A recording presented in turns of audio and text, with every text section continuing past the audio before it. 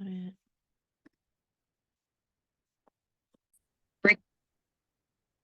So.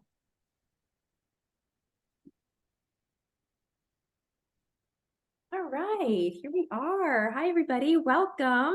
So we're going to get started in 1 minute because I want to make sure I give everybody an opportunity to hop on.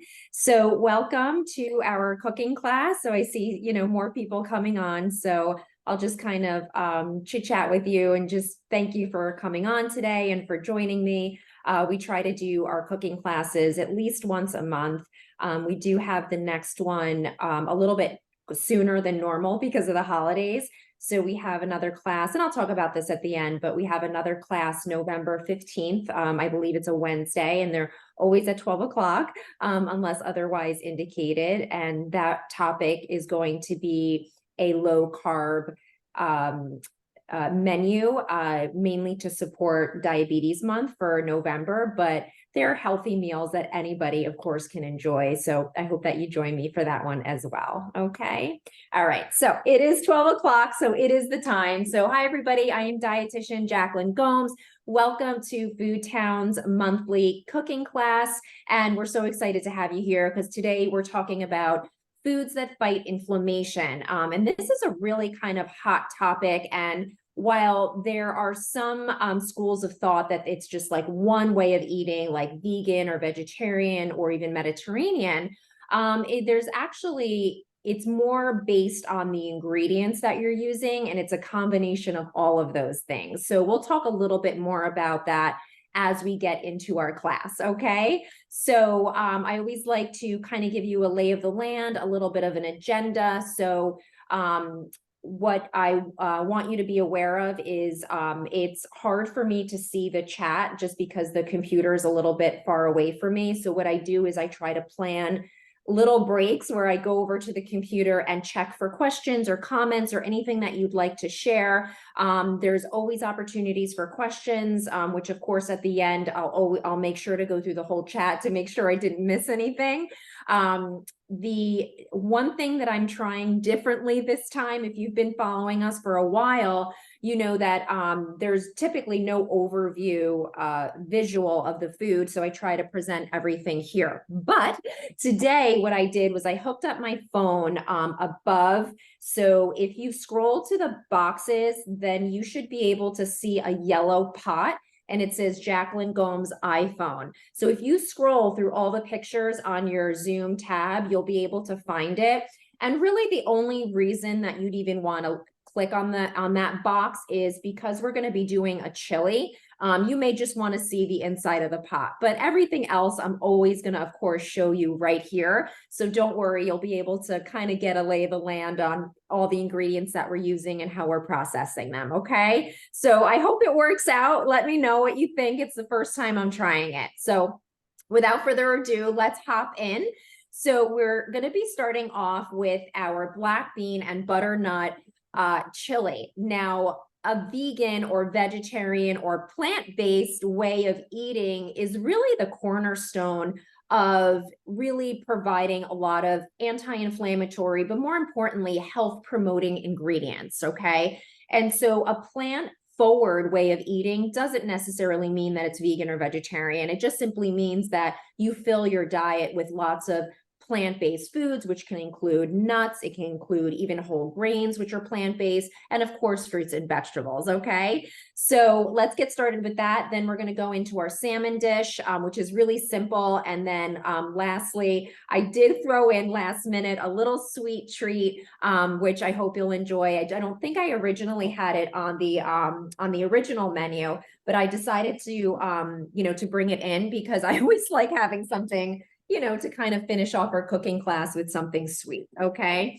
So I'm just kind of looking to see our camera to make sure, yeah, you can see, and then I can see, of course, what's going on. All right, so with this recipe, there are lots of ingredients, but do not be afraid. Most of these things are ahead, like assemble ahead. So when I cook, I always like to prep all of your ingredients or have all of your ingredients ready to go because it just makes the cooking process a lot easier. So of course, we're going to be adding some olive oil to our, so I'm using a Dutch oven. So you want to use a good, like heavy, sturdy kind of pot for this recipe. And I'm just going to be adding about a tablespoon or two of olive oil in there, and we're going to let that warm up. So with this recipe, I'm using a Vidalia onion. Any kind of sweet onion will do. I just like the way these cook up, but any onion that you have on hand is going to work. So what I did ahead of time was I went ahead and chopped it up for us. And I kind of like, a thicker chop for a chili. I personally don't like to go with a mince for this type of recipe, but if that's what you prefer, that's okay. I also am a crier when I cut onions, so I may start doing this ahead of time for our cooking classes, depending on how many onions we're using. So that's one whole onion right there. So there is quite a bit of onion in this recipe. The other thing is butternut squash. Of course, that's a big part of our recipe. And again, this is something you can cut up ahead of time, which makes your life a whole lot easier. So these are like 1-inch cubes, and this was about a 5-pound butternut squash. You do not need a 5-pound butternut squash. That's just what they had at the store. I had requested 2 smaller ones, but I got the big one just the same. So we're going to be using that. Now with your butternut squash, it's, in season. It's a vegetable that is really, I think, preferred in the fall, mainly because when you're getting vegetables that are in season, you'll get better nutrition, better flavor. They're even brighter in color, right? So I'm sure you're all familiar with strawberries. In the summer, they're gorgeous. And then as soon as you start buying strawberries in November, they're like white. So, so it's kind of, you can kind of assemble it, or think about it in the same way. Then we're going to be going in with some garlic. I love garlic. So when I use, when I say, 4 cloves of garlic, which is what you're going to see on your recipe when you get it, I'm probably using like maybe 5 or 6 sometimes, so just use your judgment. But with these, I'd like to give them a little crush just with the back of your knife, just like that. And then just give it a nice chop, right? And we're going to be adding that into our onion and into our pot. So this goes in first. So we'll do 4 cloves of garlic here. I've got my chopped up onion. So we're going to add that right in. Yep. So our oil's nice and hot now. All right. I'm kind of watching my other little window to make sure you can see that. Hopefully you can. All right. So that's that. And then we're going to be adding in our garlic at the same time. You don't want your heat too high. I would say like a medium on this because you don't want these ingredients to burn. So while this is cooking up, we're going to measure out all of our spices. Now, if I was making this alone at my house, without an audience watching me, I would have already portioned these out into a little bowl ahead of time so that you're just kind of moving through your recipe, and that makes it a lot more efficient. But we want to get these all into our bowl. So I'm going to be looking at my recipe because there's quite a few of these. So we are going in with just a half a teaspoon of salt. Now I prefer using kosher salt. So that's what we're going to be using here today. So we've got half a teaspoon of salt. We have 2 tablespoons of chili. Yes, we are making a chili, so we want a nice dose of chili here. Our chili powder. So 1. And if you want that to be a heaping tablespoon like I'm doing, that works just great.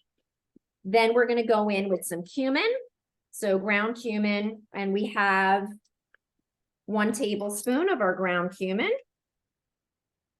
There we go. And that adds so much flavor. I went through a period of time where I almost like just forgot cumin existed. And then like I just found it again a few months ago, and now I use it in everything. I love cumin. It's a really nice spice. Now this one you may be like, huh? But we're going to be doing a little bit of cinnamon. Now it's not much. It's only a 1/4 teaspoon. So if you want to omit it, that's totally fine. There are some people, believe it or not, that are allergic to cinnamon, but it's not a common allergy. Anyhow, it really is a nice compliment. So I would, encourage you to give it a try and see how you do with it. So then we're going to go in with a chipotle chili pepper. Now this is going to give it not only a little bit of heat, which of course many people enjoy in a chili, but it also adds a little smokiness as well. So we're going to have, let's see, we have a 1/4 teaspoon of this as well. So if you're heat sensitive and you're like, I don't really like heat too much, you could always omit it. You could even switch it out for like a paprika if you prefer that instead. Okay. So then turmeric. So if you're not familiar with turmeric, this is a real anti-inflammatory spice. Now, all spices, believe it or not, are anti-inflammatory. So cinnamon, for example, has been known to help regulate blood sugar, and turmeric has been known to have anti-inflammatory compounds. So you can add turmeric to rice, for example, definitely to a chili dish, to chicken. So it's definitely a versatile spice that you can add. So we're going to be adding 1 whole teaspoon of this. If I can get my teaspoon here. This is a half. So 1 teaspoon. Here we go. So we got 1 teaspoon of that in there. I recently started adding it to my rice because we love like Spanish yellow rice in my house. And I had been and I always use saffron, but it doesn't quite add enough color. So then one day I was like, oh, let me add turmeric to make it a little bit more yellow. Oh man, it really did the trick. It was awesome. So, okay, so those are all of our spices. So then naturally when you're at home, this is something you can have already done. That way, when your onion and your garlic is already cooked down, we're going to add that in first. Now, the reason we're adding this to our pot first, and we're actually going to let it cook, is because when the spices hit the pot or like the bottom of the pot and you toast it, essentially, you're actually elevating the flavor of these spices. So we're going to add that right into our pot. And we want that to kind of cook in there for just a minute or two. And if you were in here, you would really be able to smell it. So once you start toasting your spices, you really will notice that there is a deeper flavor to them. So I would definitely encourage you to do that. Okay. So that's gonna hang out for just like a minute or two. You just want it to kind of toast up a bit. So while that's going on, we're gonna be getting our vegetable broth. Now, I'm trying to use as many organic ingredients in this recipe as possible, mainly because of the fact that organic items are not produced with pesticides or any fillers or preservatives. So in line with our anti-inflammatory theme, right? But you can absolutely use, conventional ingredients if that's what you have. There's absolutely nothing wrong with that. I always say, a lot of times people or consumers will ask me, what's better? Like, should I go with organic? Should I go with conventional? And I always say, your food budget matters in answering that question. But whenever you're thinking about like fresh fruits and vegetables, if you can go organic, great, but it's not necessary. I'd rather you eat the vegetables and the fruit than being so obsessed with whether it's organic or conventional, right? So the most important thing is to eat those items. As with any produce item, you always want to make sure you're washing those very, very well, before you consume them. Okay. So with our vegetable broth, we're adding in 2 cups. Okay. And then I think I'm going to have a minute to check the chat. Oh, it smells so good. I can't wait to eat this later. So let's get our 2 cups of vegetable broth. Just looking at my little window just to make sure it's still visible there. Okay, good. All right. So we're going to let that hang for just a second. And we want to get our butternut squash. Oh my gosh, I almost forgot what it was called. So for the butternut squash, we're using about 3 cups. So like I said, this was a 5-pound butternut squash. So let's see more or less how much this ends up being. I don't think it's going to be like even half of this container. This was quite a bit. So like that's like 1 cup or so. So we're going to add that in and then get another And if you have any left over, you can always just roast it in the oven, which is amazing. I love roasted butternut squash. You can use it for so many different things. Let's get that there. Okay. And what I'm going to do is, yeah, so we have so much left, right? So you're probably looking at more like a 2-pound butternut squash rather than this monster that I was given here. Okay, so we're going to get that all cooked up. So we want to bring this to a simmer. So what I'm going to do is I'm going to put it on the stove behind me because it has stronger heat. And then I'm going to get, I see the little chat box lighting up there. And once we get this cooked down, for about maybe like 15, 18 minutes in that ballpark, then we'll have an opportunity to add in our beans and all of the other ingredients. Okay, so let me just come back here. Okay. Perfect. So that's going to hang out there. And now I'm going to come over to the chat to see, I don't know which direction to go in to go over here. All right. Okay, everybody, let's see. So we have, I'm just going to turn the camera just a little bit. I know you said 1-inch cubes for the squash, but how much squash? Oh, okay. So will the recording? Yes. So let me come back over there so that I can get those questions answered. And feel free to jot anything in the chat now that we have a minute here. So the squash, like I said, was a 5-pounder, and you can see that I got like a ton. So this entire container, I want to say is, I thought it had it on here. It doesn't really matter, but so this entire container was about a 5-pound butternut squash. So being that we didn't even use not even half, I would say like a 2-pounder would probably be adequate. And remember, with vegetables, the more the better. So, don't, be afraid to kind of eyeball it. And if you want to add a little bit more, if you want to add a little bit less, that's okay. But I would say about a 2-pound butternut squash will do it. And then, yes, at the end, either today or tomorrow, give me about 24 hours because there's a lot of registrants. And I have to add each email address individually, unfortunately. But you will get the recording, and you'll also get the recipes in a PDF format so that hopefully you can recreate these at home, okay? So I hope that answered your question. All right, so I'm going to get rid of my little cooktop here, and we're gonna move on to our salmon dish. Now, with our salmon dish, I'm just gonna grab those ingredients and come over here. This you won't need for the salmon. You should be able to see everything in front of us. So let me come over here.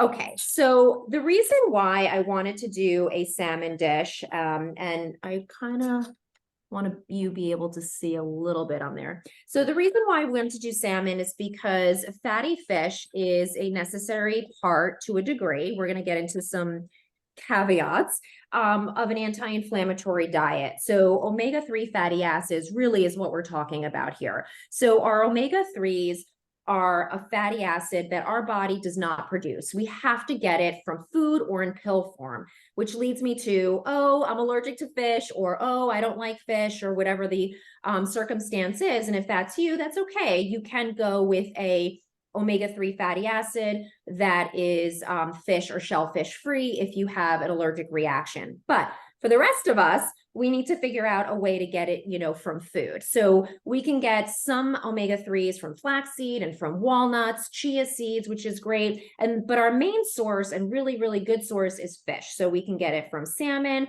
mackerel, tuna,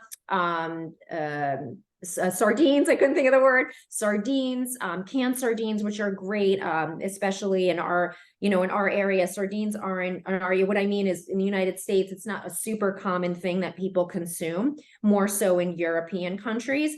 But we can get it in little cans, and they're really, really a great source of omega-3. So fish. What's the deal with fish? Oftentimes I hear, oh, it's so difficult to cook, or I don't know what to do with it, or I don't like the way my house smells when I make it. If your house smells really fishy when you're making fish, the fish might not be fresh because it really shouldn't smell at all.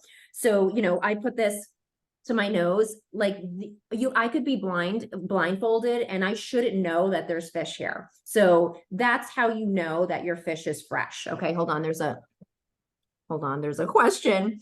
I don't like to eat any kind of fish. What can I substitute? Oh, okay. So your substitute is going to be more like your plant-based omega-3s, like your flaxseed, chia seeds, and walnuts are going to be some good sources for you. Okay. And there are also some foods that are fortified with omega-3s, like there are some bread companies that fortify their foods with omega-3s. It's not my favorite because it's not a really good quality source. So I would recommend maybe asking your pharmacist if there's an omega-3 supplement in the store that would be good for you, and that will help you kind of cover those gaps in your diet. Okay. All right. So that's the story with the fish. So let me get my little pan here. So fish is really simple. You want to aim for about 10 minutes per inch of thickness. So this salmon here is, I would say, about an inch, maybe a little bit more. So I wouldn't expect this to be in the oven for more than like maybe 12 minutes or so, in that ballpark. And I'm someone who doesn't love undercooked fish. So that would be fully cooked. And if you're unsure, you can always go with a food thermometer to make sure that it reaches 145 degrees Fahrenheit. And that's how you know your fish is fully cooked. All right. So the recipe that we're going to do here is so super simple. And it's, hang on one second. I just want to grab this little mini food processor. And this is a technique that my mom showed me. And I use it for lots of different things, from fish to chicken. And basically what I do is, in a little mini food processor, you can also chop this. So if you don't have one of these, totally cool. You can chop all of these ingredients and it'll work just the same. So I put in here some fresh garlic, some fresh herbs. I have some parsley here and some fresh dill. If you haven't used dill in a while, oh my gosh, you have to get it. It smells so amazing. If you're not a dill fan, because it is a strong herb, you can totally leave it out and just go with parsley, which is a mild herb. And I like to call herbs mini veggies, right? Because they are a plant, and they do come with anti-inflammatory components or antioxidants, which is essentially what we're trying to get from food for that anti-inflammatory component. And then I just add a little bit of olive oil, a little bit of salt. We've got some lemon. So let's dive in. So let's do it. All right. So we have our fish here. So we're just going to season this with a little bit of kosher salt. All right. And now I have my oven heating up at 400 degrees. You could go to like 420, 400 I like for salmon because it's like a little bit slower. And I feel like it comes out a little bit better, but you could go to 420 if you're in a rush and you want it to cook a little bit faster. Then we're going to just use a little bit of lemon zest. Fish loves lemon, that's for sure. So when in doubt, just go ahead and add some lemon. All right. So I got a little bit of lemon zest there. Okay. And you always want to zest your lemon before you cut it, because then once you cut it, it becomes a little bit more challenging to get the zest off, but not impossible. And then I'm just going to go ahead and squeeze just a little bit of juice over each fillet here, just like that. Okay. If you're a big black pepper fan, just go ahead and add some black pepper, just a couple of turns there on the black pepper. And that's it. Like, you could actually just stop here, pop it in the oven and check it in 10 to 12 minutes, and you can consume this. It's that simple. But we want to take it a little bit of a step further and make it really, really delicious. So I love this way that I've been preparing it. So I have 4 garlic. Actually, I have 5, but that's just the way I like garlic. So I have 5 garlic cloves there. I'm going to add in a little bit of parsley in here. And then we have the dill. Now with the dill, you want to just use the ends. Don't put the stems in here. They just don't process nicely, and it doesn't have like a great mouthfeel. So a couple of sprigs of the dill. Okay. And then a little bit of olive oil. So I'm just using extra virgin, and literally a drizzle. I bet you it's like not even half a teaspoon. It's just a drizzle, just to kind of get it going. Okay. So let me plug this guy in here.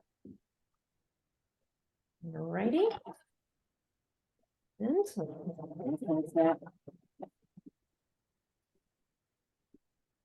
it. So easy, super simple. So then with our salmon, we grab a spoon. I know I have a spoon here somewhere. Let me just check on our, oh, there we go. I have the fire too low. Okay. So then what we're going to do here is we're just going to take a little bit of our filling. I don't know, it's not really a filling, topping. It's more of a topping, right? And you just want to spread that over the top of your salmon. By the way, it actually is like a nice looking dish too. So you could totally serve this if you had friends or family coming over and they were salmon eaters. This would be a nice way to kind of elevate it. So it's not, you know, as underdressed, I guess might be a good way to say it. You also don't want your heat too high. So I wouldn't go to like 450 on this dish because you'll burn the garlic. You know, garlic does burn very, very quickly. So I would say 400, 425 at the most. But usually I'm in my house, I usually do 400 to 420 in that ballpark because everybody's oven's a little bit different too. Anyhow, so that's that. So simple, so easy, like no drama. And then you can just drizzle a little bit of olive oil on the top here, because olive oil is also a monounsaturated fat that contains antioxidants as well. And so the richer the olive oil, so if you're going to go extra virgin, you're going to get more antioxidants out of that oil than if the lighter the color gets, the more refined it is. Okay, so just kind of keep that in mind. So let me pop this in the oven, and this should be really no more than like 10-ish minutes or so, maybe 12. So let me get that in the oven. Right. I'm going to put my timer on so we don't forget about it. Because I can totally see myself forgetting about that. Okay. So now that's going. So we have our salmon. What time is it? 12:25. So in 25 minutes, we have got our salmon in the oven. We have our chili cooking up. So I'm going to check on that. And then I'm going to bring it back here so that we can continue adding our ingredients and getting it cooked up. Now, once we add the beans and the tomato, it's pretty much done. So we're going to save that for the last minute. But I did promise you a sweet treat. So we'll do that in the meantime. So let me just pull this back here. And let me just kind of clean up a little bit. So what I decided to make is also anti-inflammatory because that's our theme for today. And we have, let me just bring it over here. We have a blueberry ricotta toast. Now let's talk about what is so anti-inflammatory about this. So yes, we do have cheese, which is not really considered an anti-inflammatory ingredient, but it is a high protein ingredient, and it really is a nice addition to this recipe. But you could also switch it out for Greek yogurt if you prefer that kind of flavor instead. And here we have blueberries, which are known for their antioxidant powerhouse, component. Blueberries are very, very high in polyphenols, and these are just beautiful little additions to this kind of sweet treat. We're going to be doing a little bit of lemon juice with the ricotta. I have some fresh mint. You could also do a basil, but I kind of like the mint with this instead. And then I have a little bit of honey here at the top for some kind of sweetness, right? So you can use like a sourdough bread. You could use just like an Italian bread, whatever kind of bread. I would go with either like a whole grain, a sourdough, something kind of that has really good crunch, I think is a good way to think about it. So we're going to add, I lost my spoon. Uh-oh, I lost my spoon, you guys. Oh, here it is. So we're going to add, hopefully you can still see, yes, we're good. All right. So you can add some nice fresh ricotta. You could also whip this. That would be a nice addition too. If you've not done whipped ricotta, it's also a really nice, simple step. All you do is put it in a food processor or something like a little blender and just process it until it becomes smooth. And voila, you have whipped ricotta. And it's a really nice addition with like tomatoes and other either, vegetables works well with it too. So with this, we're going to add a little bit of lemon juice. So let's add lemon juice. We're going to get the zest. We're going to do olive oil on our bread. So since we have our lemon out, let's add our juice in here.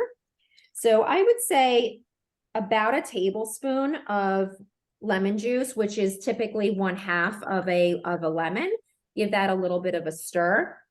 I do like adding zest to this. I think it really adds not only a nice prettiness, because then you have like a little bit of yellow infused in your ricotta, but it does add a really nice flavor. So we'll add that in there. Okay. Come on. There we go. Give that a stir. And let's see, a pinch of salt. Add just like a little pinch of salt, not too much. There we go. Perfect. Now for our tomato for our bread, we're also going to be drizzling a little bit of olive oil on that. So just kind of put your finger over, unless you have one of those beautiful olive oil bottles that pours it so perfectly. That would work really nice too here. So just a little bit of olive oil on your bread. This is a really kind of simple recipe, but it looks really elegant, and it's really delicious when you get it plated. So just go ahead and spread your ricotta over the top. There we go. You know, this would make a nice breakfast as well. I speak to a lot of people who are either egg tired, right? Tired of eating eggs. They're like, I can't eat another egg. I need another breakfast alternative. And oftentimes I do recommend like a lower fat ricotta with some fresh fruit, because your ricotta actually is a decent source of protein. So this would be a nice breakfast as well. So we have our toast there done. Then it's really just so simple. Just add your blueberries on top here. There we go. And there we go. And then you're going to be doing, your little fresh mint. You can kind of cut it up. I'm going to leave them whole just because it looks really pretty this way. But you know, normally you would kind of slice this up a little bit. Otherwise, who's going to eat like a full leaf of mint, right? And then just a touch of honey on top. It looks so pretty, and I mean, this is just like delicious. So that's it. That is your ricotta toast, a nice little sweet treat, full of antioxidants, a pretty decent source of protein, and can double as a breakfast as well. So I hope that you try that. I hope you enjoy it. And I hope that maybe it might be something new for you. So now we're going to get back to our chili, because we've got to finish up our chili. So let me just clear the table. In the meantime, if anybody has any questions or anything that they would like to share, or even any ideas for alternatives, remember when we're cooking, it doesn't have to be like baking. You know, when we're baking, yes, there's an exact science to that. But when we're cooking, you know, we often have a little bit more leeway or flexibility, and you can kind of, you know, change things up based on what you enjoy and the flavors that you really like. So we're going to bring back our cooktop, and let me just hang on one second. There we go. I'm just trying to make sure that you guys can see there in the little window. I do need gloves for this. Okay. All right, here we go. Ooh. Oh my gosh, look at that. That looks perfect. That looks really good, and perfect timing, because we only have like 2 or 3 minutes left on our salmon. So that's going to work well too for us. Okay. So now what happens? So now we had our butternut squash cooking up. The broth has kind of cooked down. You'll see everything smells amazing, but you don't know that yet, right? Because you haven't made it yet. So now we're going to go ahead and add in our beans. So I went and I got the organic black beans from our Greenway brand at Foodtown. Any black bean that you love will work perfectly well. The only thing I always say about beans is please, please rinse them. Please always rinse them. You want to get all that gook off of them and have a nice clean bean. So I'm using 2 cans of beans in this recipe. So go ahead and add that in. Give that a little bit of a stir. And then I'm gonna go in with some crushed tomatoes. Right, so let's just get this guy open.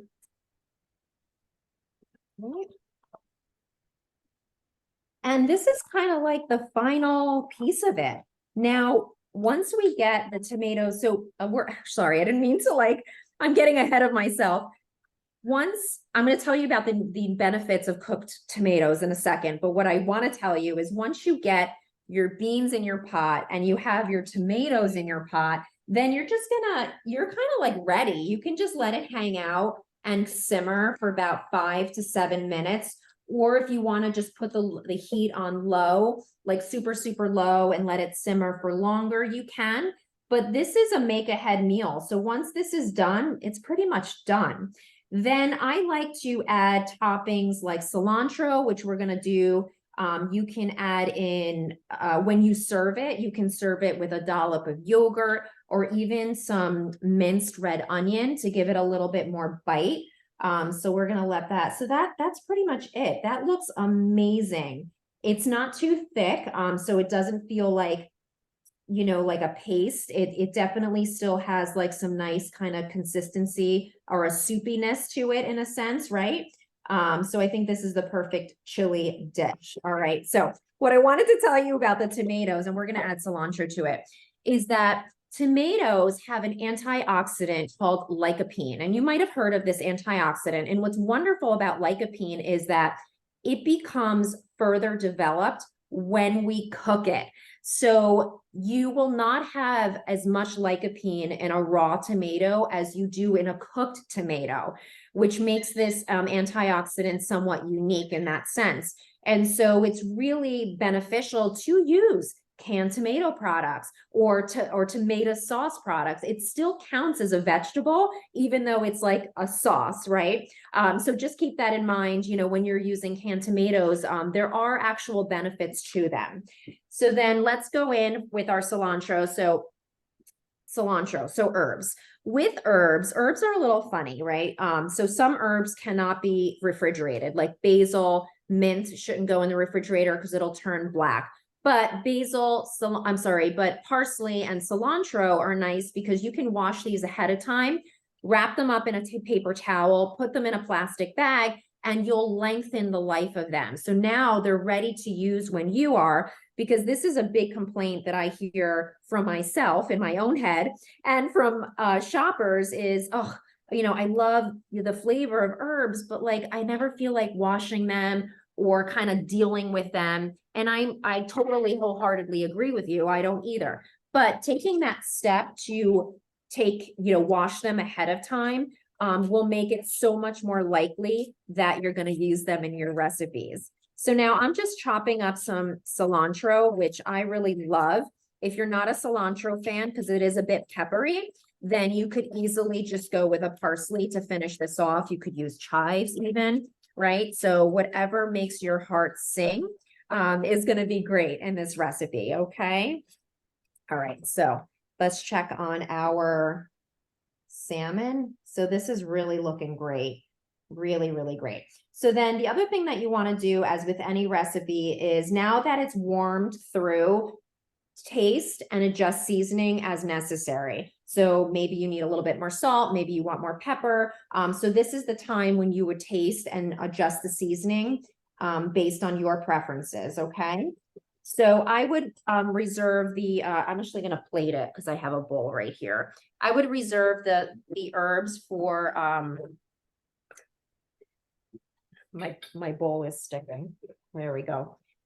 For when you're about to serve it, you could add the herbs in there now, but you'll get a lot more flavor out of them if you serve it in a bowl and then add in your parsley. Okay, so let me just grab one of these here. Ladle. Oh my gosh, this looks so awesome. I can't wait to enjoy this later on. This looks really great. Perfect. All right, there we go, guys. There's our butternut squash chili. Doesn't that look good? It smells amazing. Let me put it under the camera, so hopefully you can see it. I think you'd be able to see it. Yeah, I can see it just fine there. So that's it. There's your butternut squash chili, your anti-inflammatory. Now let's get the salmon and let's see what that looks like. Let me put all our dishes over here. Let me grab my glove, grab the salmon. Oh, beautiful. That looks great. So look at this. So here's our salmon. I'm actually going to, what I want to do, is this, yeah, it is hot. It just came out of the oven. I'm asking myself, is this hot? Yeah, it's hot. All right, there we go. So I'm actually going to put it under the camera here so that you can kind of get a sense for what it looks like. So the garlic is kind of toasty, but not burned. So, once you burn garlic, it gets very, very bitter. So you definitely want to avoid that. Okay. Another trick to knowing if fish is done is if you just press on it, it should be firm. That's how you know, like if it gives, then it probably needs a little bit more time. So if you just press the top of it and it doesn't bounce back, like it's just like firm, then you know it's cooked through. Okay. So that's our meals for today. We got our garlicky salmon. We have our butternut squash chili with the black beans. Now it's like really cooking up. I got to turn down the heat. And we have our ricotta toast with the fresh blueberries and the fresh mint and a little honey. And all this in under an hour. So cooking home, at home and fresh meals is really simple and easy. Of course, we have to be prepared with our ingredients, but it's definitely within your reach. So let me just have a look here with our comments and questions. Would cottage cheese be a decent substitute? Totally. Yes, I didn't even mention cottage cheese. What a great idea. 100%. You can definitely put cottage cheese on this, no doubt about it. So you could, that would be a great substitute. I have arthritis in my I have arthritis and my doctor said that tomato is not good for me. Yeah, so there are some schools of thought that nightshade vegetables are not good for arthritis. That's something that you have to work out with your physician and also monitor on yourself. Not everyone has that same response. So for sure, if your doctor's recommending you don't have tomato with your particular type of arthritis, absolutely follow that recommendation, okay? But one thing's for sure, omega-3s have been a very positive part of, arthritis comfort, I guess I would say. By no means is it medication or gonna, cure you. But there are lots of individuals who do find relief from following a much more anti-inflammatory or omega-3 forward diet. So I hope that answers your question. Oh, you're so welcome. I'm so glad. Yes. Oh, good. I'm so glad you'll try those. Yeah, what other questions do we have? Any other questions, comments, or any other suggestions for any of these recipes? Please feel free to share. We definitely have the time, so I'm here. Okay. All right, so no other questions. So a little bit more about inflammation. So just for educational purposes. So inflammation is a natural part of what we experience when our immune system is overworking. Okay, so if we have like an autoimmune condition, for example, if arthritis is something that you're struggling with, or individuals who have what's called low chronic inflammation. For example, if you're suffering with diabetes or heart disease, or even a certain type of cancer, that can be considered an inflammatory state as well. So definitely fill your diet with lots of wholesome foods. So if we know that an ultra processed food diet, so a diet that's filled with lots of processed foods, we know that that contributes to inflammation, then the opposite must be true, right? Foods that are rich, or a diet that is rich in wholesome natural foods, fruits and vegetables, whole grains, healthy fats, lean proteins, then we know that that probably has a more positive effect, right? And so that's, really my message to you as a dietitian is try to fill your diet as much as you can with these types of foods, of course, within reason. Not that you can never have a cookie again. I love my cookies too, but don't make it the focal point of your diet. Now I'm hungry. Everything looks, oh, good. I'm so glad. Thank you, Cindy. Thank you. I really appreciate that comment. Thank you so much. All right, everybody. Well, have a wonderful rest of your day. I will work on getting these recipes to you, hopefully by tomorrow. That's definitely my goal. And then if, you'll have my email. So if you have a question that you came up with later on, you can always respond to my email. I'm happy to answer your questions then. And then don't forget about our November 15th. I believe it's November 15th. Registration's already up, so you can already register for it. And that is going to be a healthy, lower carb style menu. And really the focus is around blood sugar management, but it's appropriate for anybody. So I hope that you'll join me then. Okay. Thanks, everybody. Have a wonderful day. Take care.